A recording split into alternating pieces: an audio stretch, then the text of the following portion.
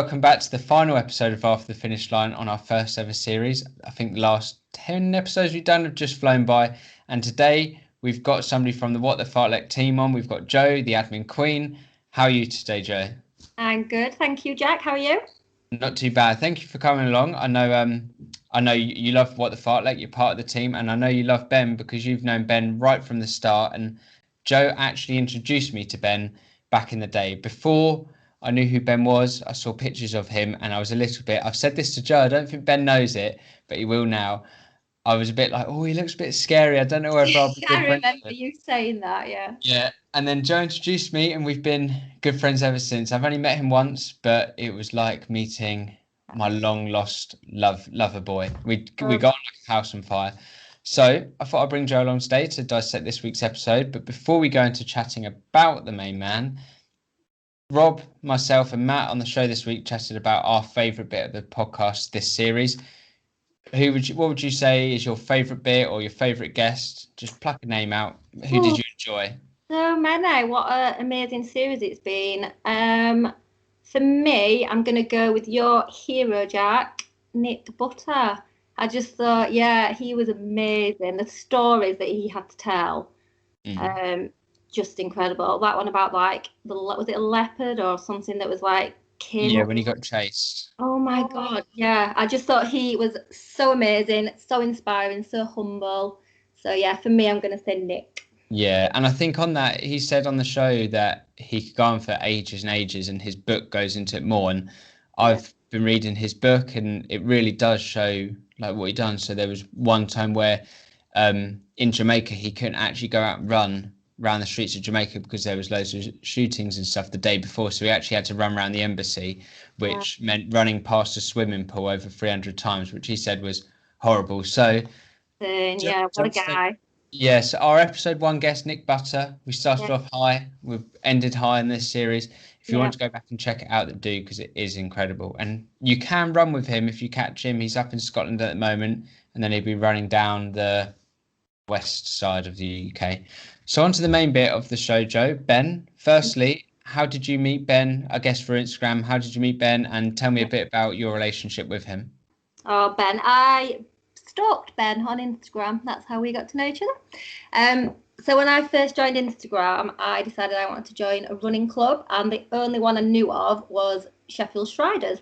So I typed into Instagram, Sheffield Striders, and Ben came up. So I thought I'll drop him a little message. So I messaged him and just asked him, and well, you know what Ben's like. He was just so friendly, so lovely, so helpful. So we just got chatting through that, and then he offered to take me on a recce of the Sheffield 10K route. That's the first time I met him. And yeah, it's like the first time we met. We had a big cuddle and just chatted away the whole 10K. And yeah, then he's become a very good friend, and he's also my unofficial running coach as well. Yeah, he's such a good guy, isn't he? And like you said, your unofficial running coach, he's helped you. Was it the Dewsbury 10K or something? Yeah. One of your recent races. Then obviously you introduced him to me as well. And I mean, I think everyone knows Ben by now. He's always out running with people and stuff like that. So on the actual show, he did speak about some of the troubles he's had, his collapsed lung and stuff. Has he ever explained this to you? Because obviously on the podcast, obviously you're just listening to their voice, whereas when you see him in person, it might come across differently.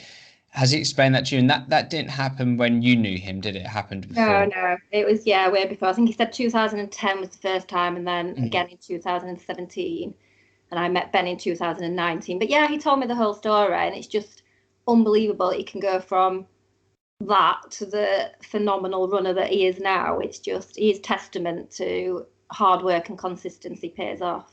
Exactly. And I think that's, like you said, hard work and consistency. He's very firm in his consistency. If you look at his Strava, it's just bam, bam, bam, bam. Yeah. So he doesn't talk the talk, he walks the walk as well. Some people say consistency, but you'll see they're up and down, but he does really sort of focus on that. And he said it to me before, like if say I'm struggling, I'll try and push for a session. He's like, just scrap it and just bank the session as you can, go by that. So I think he's just an incredible guy. I feel like this is a bit of a love fest for Ben, but often gushing over Ben, aren't we? Yeah, that's what this thing's about. I'll ask you one more thing about Ben before I let you go and we get to the quickfire questions for more information with Ben. If you could sum him up in 3 words, what would they be? Gosh, you could have prepped me for this, Jack. On the spot. 3 words. Wacky, kind, and I know this is not one word, but big heart. We count that as one word. And he's running Manchester Marathon, same as you as well? Yes, yeah, although it'd be about an hour in front of me at least. No, you'll catch up to him. I know you will. So Joe and Ben will both be running the Manchester Marathon. If you want to follow Joe on Instagram, I'm sure loads of people do follow you, but where can they find you? I am, God, I always forget this. Now_Mardy_bum. No, Mr. Then out. Now_then_Mardy_bum_. Perfect. And why is that your name? Because I'm from Sheffield and Arctic Monkeys are from Sheffield and it's one of their very famous songs. One of my favourite songs. So that's Joe's theme tune. Anyway, thank you so much for coming along, Joe. I will head over to Rob for his quick fire questions with Ben. Bye. Thank you so much, Jack. I hope you guys are enjoying this week's episode of After the Finish Line exclusively on YouTube. And more importantly, I hope you're enjoying the season finale of Series 3 of the What the Fartlek podcast featuring this guy, Mr. Ben Stittle, who I've just finished interviewing face-to-face for the first time, which is lovely. But we've got some bonus content for you. Ben, are you ready for me to hit you with some quick fire questions? Fire away, my friend. Right, let's try and do this from memory because I've not got my phone out. So first one's first. What is your favourite all-time race? Oh, Sheffield 10K 2019. Wet, windy day, but pacing 45 minutes, pacing me to a PB, yeah, man. I was pacer that day and it was the best experience. Having a group of people around you and then sending you all off with a mile to go, watching you all get PBs, coming to that finish line and just seeing so many of you stood there ready to give me a hug and just say thank you. Whoa. Yeah, it just filled me with so much pride. That a wet day, but a good day. Yeah, the rain was just irrelevant on the day. It was just, masked the tears at the end, you see. You couldn't see me crying. I love it. Okay, I know you're a big park runner. Oh, yeah. If you have to pick one park run route, favourite park run route? Favourite park run route? Oh, Christ. I've done 89 park runs and about 40 different routes. Favourite one... It's a tough one, this. You've put me on the spot here. You really have put me on the spot here. Hull. I liked Hull. I don't know why. It's not glamorous, but it was just a nice route and it was a good run and it was a good day out and it was a PB. So probably that one for that reason. Yeah. Good. Yeah, Good. Yeah. There you go. Hull Park Run. Expert advice. Check it out if you're in the northeast. Next one then. What is your go-to pre-race meal? Pre-race meal.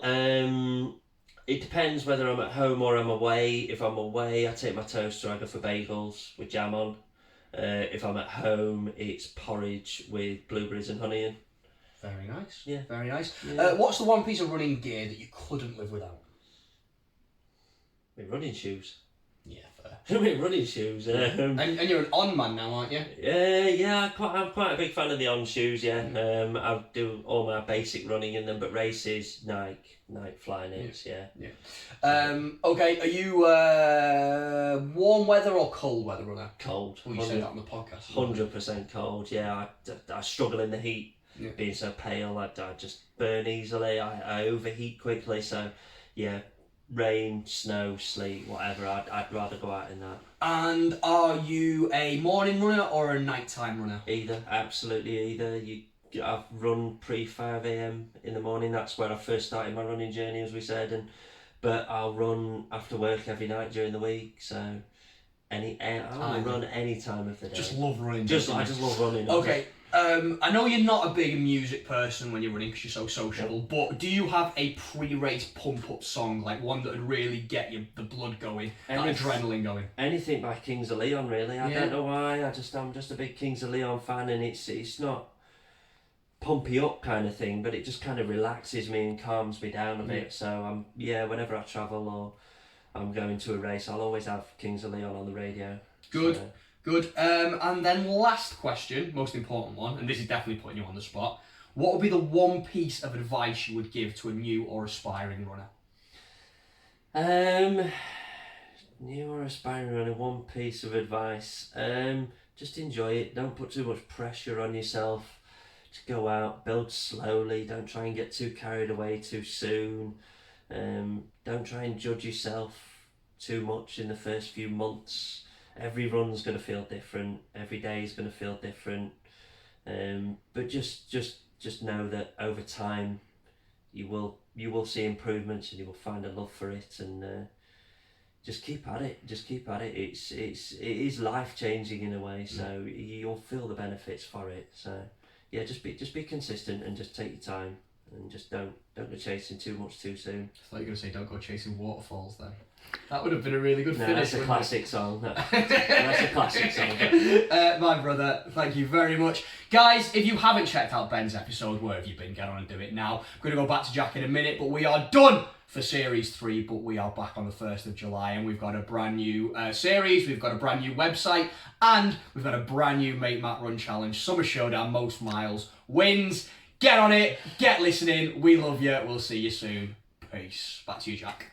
Okay guys, and that is another episode of After the Finish Line wrapped up. That's the end of the series. I'll be back next series, Series 2, with hopefully a better haircut and a less sweaty brow. It's very warm in here, and I'm wearing a jumper and a velvet blazer. Anyway, forget all that. I'll be back next series, dissecting more of our episodes. We come back on the 1st of July, I think, for the podcast, so my After the Finish Line will be out on the 3rd of July, something like that. It will work out. I think it's the 3rd of July.